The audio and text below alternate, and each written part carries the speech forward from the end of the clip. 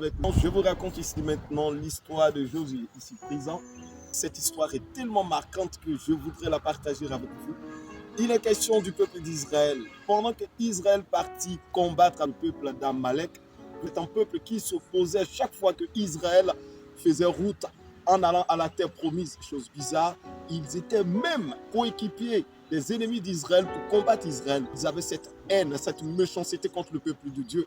Amalek est le petit-fils d'Ésaü. Dans Josué 17, lorsqu'il partit combattre, Moïse était l'homme qui était vraiment cette figure de proue que l'Éternel avait choisi pour délivrer le peuple d'Israël. La Bible nous apprend que quand Josué était en train de combattre, Moïse avait la main aussi levée. Quand la main de Moïse était levée, c'était la victoire du côté du peuple d'Israël. Mais quand la main de Moïse tombait, le peuple d'Israël tombait sur le cou des Amalek. Et c'était un peu un combat comme ça qui était très difficile. Alors Moïse, épuisé, il appelait Aaron de son côté et Oum de l'autre côté qui tenait la main de Moïse. Lorsque Moïse levait la main, comme je le disais, c'était la victoire pour le peuple.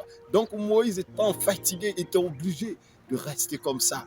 Alors les deux frères aux côtés de Moïse aidaient Moïse à pouvoir avoir la main levée. Et quand ils avaient la main levée, pendant que Josué était en train de combattre, le peuple remporta la victoire. On nous dit dans Josué 17, verset 13, que Josué vainquit le peuple d'Amalek, et cela pas par lui sa force, mais par la puissance de l'autorité suprême, par la force de l'Éternel Dieu Tout-Puissant qui permit à Israël de remporter la victoire sur le peuple d'Amalek grâce à la puissance de Josué avec son épée. On dit il vainquit le peuple.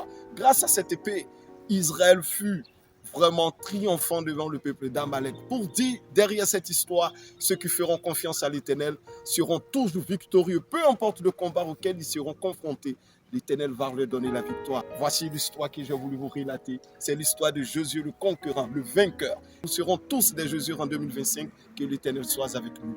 Merci.